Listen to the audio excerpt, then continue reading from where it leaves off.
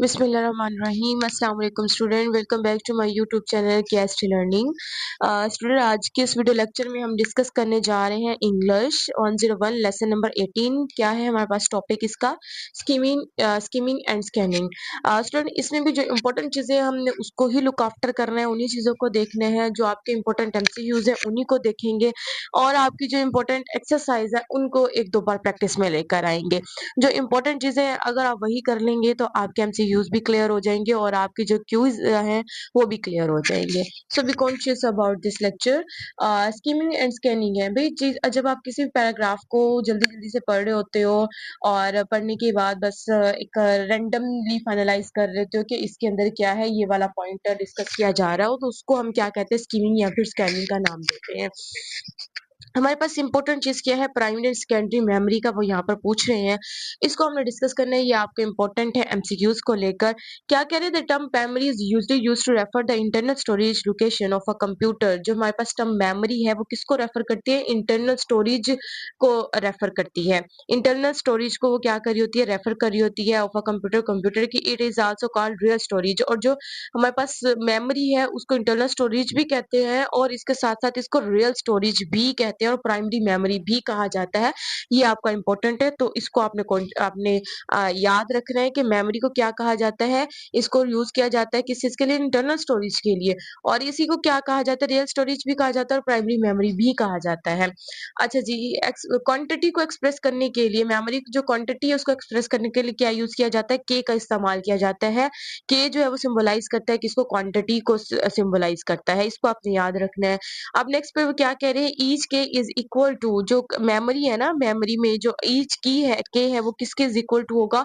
1024 bytes के equal to है। और हर एक बाइट जो है वो कितने बिट्स के इक्वल टू है? 8 बिट्स के इक्वल टू है। और एक बिट जो है वो इज इक्वल टू होती है 4 निबल के इक्वल टू होती है। ये भी आपने याद रखना है। नेक्स्ट है मेमोरी। प्राइमरी मेमोरी जो है वो क्लोजली एसोसिएट होती है किसके साथ? एसोसिएट होती है सीपीयू के सेंट्रल प्रोसेसिंग यूनिट के साथ एसोसिएट होती है। Because it stores program data temporary. क्योंकि ये जो हमारे पास मेमोरी है ये स्टोर करती है डाटा को टाइम पीरियड के लिए, टेम्पररी करती है, आर्जी तौर पर करती है। Two things are needed, random access and speed. ये दोनों चीजें मेमोरी के लिए क्या है? जरूरी है। अब असेस्ड क्या है? Assessed and equally quickly. ये क्या है भाई? जिसमें जो हमारे पास कंप्यूटर है, कंप्यूटर का जो पार्ट है या कंप्यूटर है वो हमारे डाटा को इजीली असेस कर लेता है, पढ़ लेता है। इसको हम किसका नाम देते हैं? रैंडम असेस का नाम देते हैं या एक्यूज का नाम देते हैं। फिर नेक्स्ट पे हमारे पास क्या आता है? This is made possibly by the system of addresses in primary memory. और ये सिर्फ और सिर्फ कब पॉसिबल हो सकता है? ये प्राइमरी मेमोरी के अंदर जो एड्रेसेस होते हैं उन्हीं से पॉसिबल हो सकता है कि जो रीडर है, जो सिस्टम है, वो किसी भी उसके अंदर जो डाटा दिया गया उसको रीड आउट कर सकता है। वो किसकी वजह से होगा? एड्रेसेस की वजह से होता है। Where the storage location are like of tiny compartment. Storage location होती है वो किसकी तरह होती है? टीनिंग कंपार्टमेंट की तरह होती है। और हर टीनिंग कंपार्टमेंट्स के पास अपना एक एड्रेस होता है। ये हमारी बात हो रही थी, किसकी बात हो रही थी? प्राइमरी स्टोरेज की बात हो रही थी। यहाँ पर कह रहे हैं जो प्राइमरी स्टोरेज है वो क्या होती है? फिक्स्ड होती है। ये भी आपने याद रखना है। The information present in this compartment is called contents of the memory. और इन इन कंपार्टमेंट्स में जो क्या दी जाती है, इंफॉर्मेशन दी जाती है, तो वो फिक्स होती है। सेकेंड पे वो जो इंफॉर्मेशन है प्रेजेंट इन दिस कंपार्टमेंट, उनको क्या कहा जाता है? कंटेंट्स कहा जाता है ऑफ द मेमोरी। मेमोरी का कंटेंट्स कहा जाता है। नेक्स्ट है मोस्ट प्राइमरी। जो हमारे पास प्राइमरी मेमोरी है वो क्या है? सॉरी,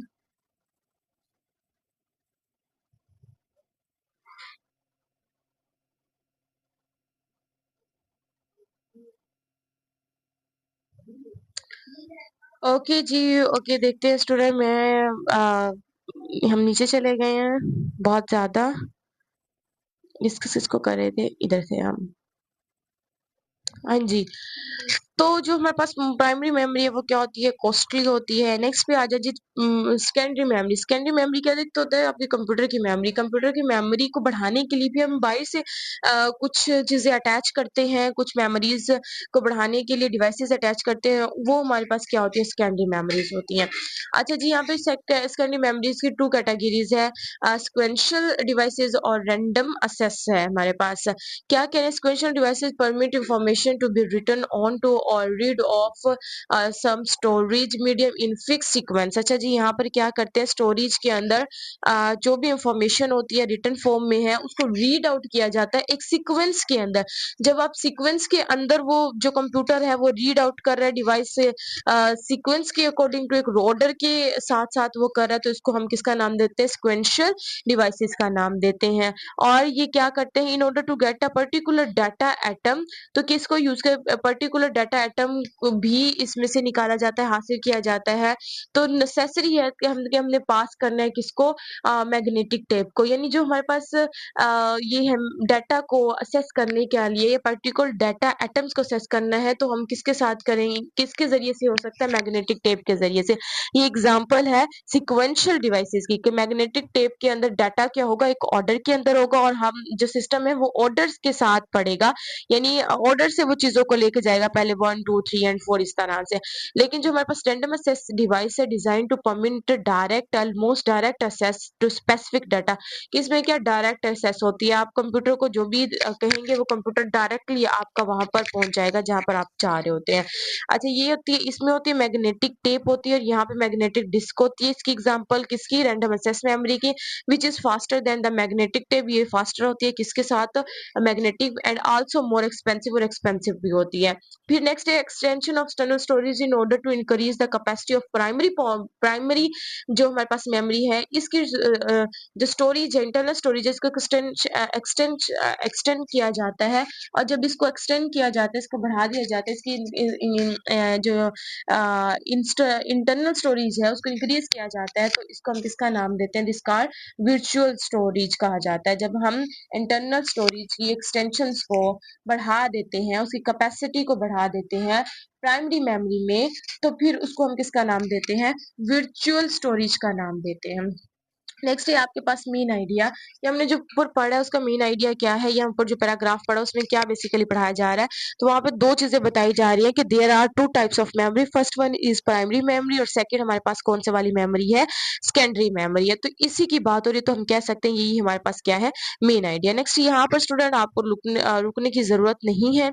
नेक्स्ट पे देखते हैं, हमारे पास ये है कि लोकेटिंग इंफॉर्मेशन आ जाती है हमारे पास, ये भी आपको करने की जरूरत नहीं है, ये आपके पेपर में नहीं आएगी। लेकिन यहाँ पर देखें, रेफरेंसेस है, कॉन्टेक्चुअल रेफरेंसेस है। बेटा कॉन्टेक्चुअल रेफरेंसेस का प्रीवियस में आपके पास लेक्चर पढ़ा है, तो आप प्रीवियस में लेक्चर जाके देखें तो आपको वहां पे मिल जाएगा कि ये वाला जो वर्ड है इट है, ये किसको प्रेफर कर रहा है, देयर है किसको प्रेफर कर रहा है, देम किसको, द फॉर्मर किसको प्रेफर कर रहा है। तो ये आपको वहां पे जब आप कॉन्टेक्चुअल रेफरेंसेस को पढ़ेंगे तो आपको समझ में आ जाएगा।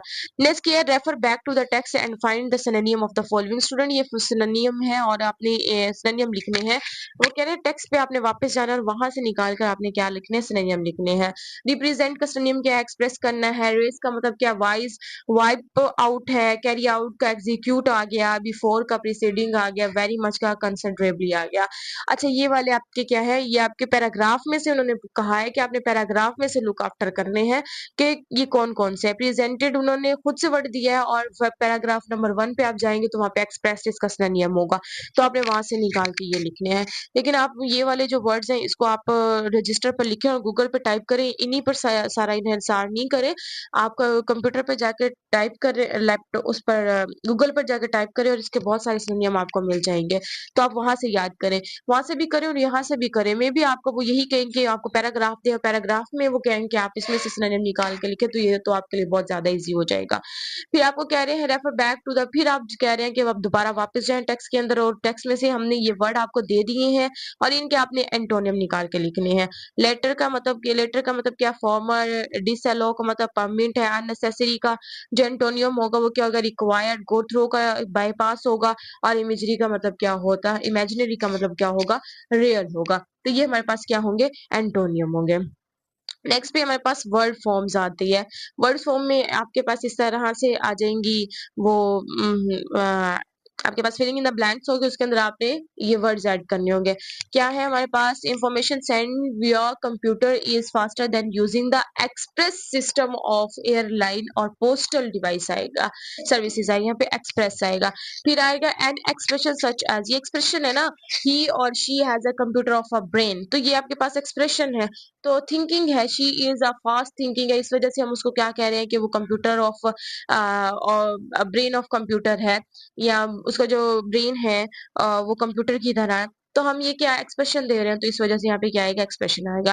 Computer understand commands expressed in the form of 0 and 1 की फॉर्म में जो होता है, उसी कमांड को कंप्यूटर क्या करता है, एक्सप्रेस करता है।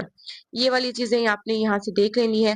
और यहाँ पे ये देखे एक्सरसाइज भी दी हुई है, यहाँ पे सोल्व दिए हैं, एक्सप्रेस आएगा, एक्सप्रेस आएगा, एक्सप्रेशन आएगा और एक्सप्रेस्ड आएगा, ये सारी आपकी दी हुई है, ये आपने एक बार रीड आउट कर लेनी है। नेक्स्ट क्या है, रिव्यू। फोकस रिव्यू में बेटा क्या है, उन्होंने कहा है कि जो अभी तक आपने पढ़ लिया उसके अंदर आपको कौन कौन सी चीजें करनी आनी चाहिए। वो क्या है, सबसे पहले डिफरेंशिएट करना आना चाहिए आपको, किसके बारे में, आइडिया और इलिस्ट्रेट, आइडिया के बारे में और आइडिया के बारे में और ओपिनियन के बारे में आपको क्या होना चाहिए, डिफरेंशिएट करना आना चाहिए, और इलिस्ट्रेशन के बारे में डिफरेंशिएट करना आना चाहिए।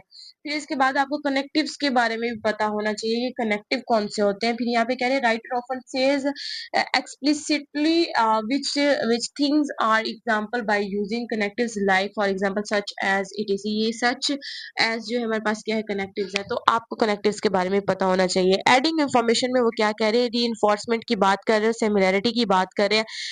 रीइंफोर्समेंट का मतलब क्या है जी, रीइंफोर्समेंट में आपके पास पहले से इंफॉर्मेशन मौजूद होती है, व्हाट हैज बीन सेड, कि आपको क्या बताया गया है पहले से पता है आपको, री है। फिर नेक्स्ट पे सिमिलैरिटी, सिमिलैरिटी में क्या है, what has been said before. Similarity में क्या होता है कि जब आपके पास दो चीजें होती है और उसके अंदर आपने ये देखना होता है कि कौन सी चीजें मैच हो रही हैं, उसको हम किसका नाम देते हैं, सिमिलैरिटी का नाम देते हैं। नेक्स्ट है आपके पास डिडक्टिव, और अब आपके पास इंडक्टिव है। डिडक्टिव क्या होती है कि जिसमें generalization is given first, generalization जो है वो पहले दी जाती है और एग्जांपल बाद में दी जाती है।